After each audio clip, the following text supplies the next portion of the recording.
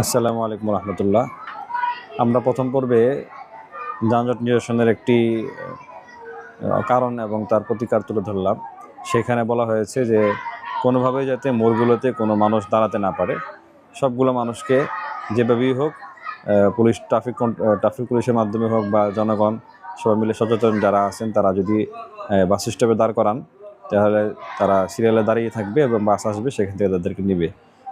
তো এই বিষয়গুলো সঠিকভাবে যাতে হয়, যাতে বাসগুলো যাতে অনিয়ম না করে এবং অন্য জায়গাতেও যাতে এই বাসগুলো বা অন্য কোনো গাড়ি যেখানে আপনার নিয়ম মতো চলে, যেমন পার্কিং করা ইত্যাদি, অবৈধ যেখানে পার্কিং দাঁড়ানোর কথা সেখানে যাতে পার্কিং করে এবং অনিয়মিত কোনো জায়গায় যাতে বাইক পার্কিং না করে, এই সমস্ত সবগুলো নিয়ম কারণ মানানোর জন্য আরেকটা বিষয় করতে হবে। সেটা হলো যে সিভিল বেসে কিছু মানুষ লাগবে, ট্রাফিক পুলিশ হোক বা সরকারের পক্ষ থেকে দায়িত্বপ্রাপ্ত, যারা আপনার গোপনে ভিডিও করে প্রমাণসহ এই গাড়িগুলো চিহ্নিত করে তাদের বিরুদ্ধে ব্যবস্থা নেবে।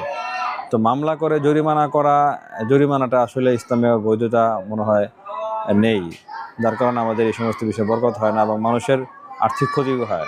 যেমন আমাদের এই যে 2-1 দিন আগে রিক্সা ভেঙে দেওয়া হয়েছে, তো যার রিক্সা ভাঙা হয়েছে তার আর্থিক অনেক ক্ষতি হয়েছে।